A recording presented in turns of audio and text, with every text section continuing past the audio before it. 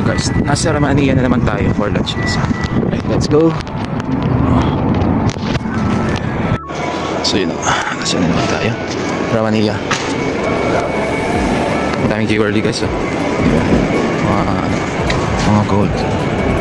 So ano bilhin natin dito? Blue sapphire. Wala, yan lang ang merong emerald eh. Ito lang. Sapphire, meron. Good. Yeah. So guys, yan may Jollibee sa Saudi Arabia. Bili tayo. Let's go.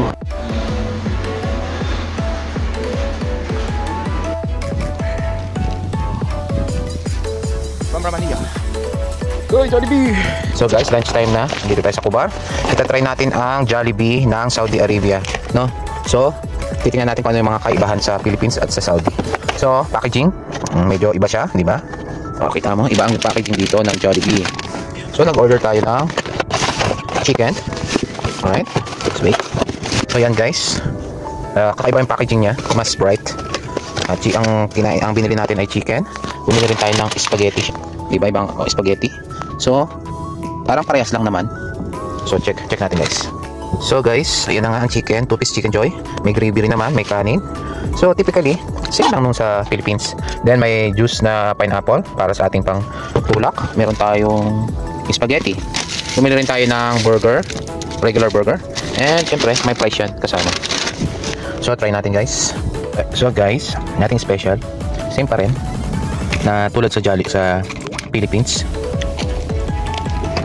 May mga menu lang doon na ewan ko kung meron sa Pilipinas. Pero parang same lang naman. Walang pagkakaiba. Same lang siya.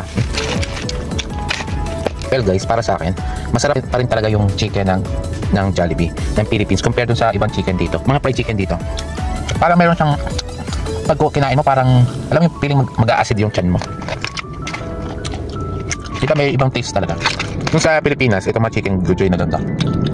Alam mo parang gentle yung chicken sa tiyan mo. Pero pag chicken kasi ng Jollibee, alam mo parang mild yung ano sa tiyan. Parang the right chicken para sa tiyan, ganyan. Observation ko lang yun. Okay? So guys, tapos na tayo sa chicken and the rice. Okay naman siya. So the same sa presentation. Medyo parang kulang yung ano, yung mga beef. Pero the same pa rin, may mga hotdog, ganyan. So tingnan natin guys. So yan na nga, oh. Ito na siya, hinalo-halo na natin. Pero mahirap kainin kasi nasa sasakyan tayo. Hindi, try natin.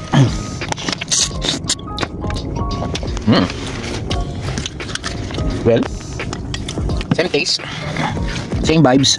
Para ka lang nasa take out ng Jollibee sa Pilipinas.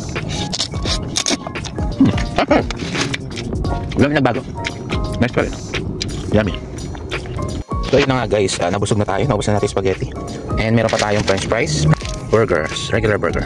So all in all, masasabi ko sa ating food trip ngayon for our lunch, verdict sa Jollibee menu sa Saudi Arabia, Al Kubar branch. Okay naman, the same sa Pilipinas. At masarap din naman. Yun nga, mild yung taste ng chicken. Kasi yung mga chicken dito sa ibang mga food chain, medyo parang may maalat, may, alam mo yung sasabihin ng chan mo harmful, ganyan. Pero yung chicken dito sa Jollibee talaga, mild siya. So yun na ating review. So guys, Jollibee french fries or fries, okay din naman, nothing special, same lang siya guys, di ba? Same lang.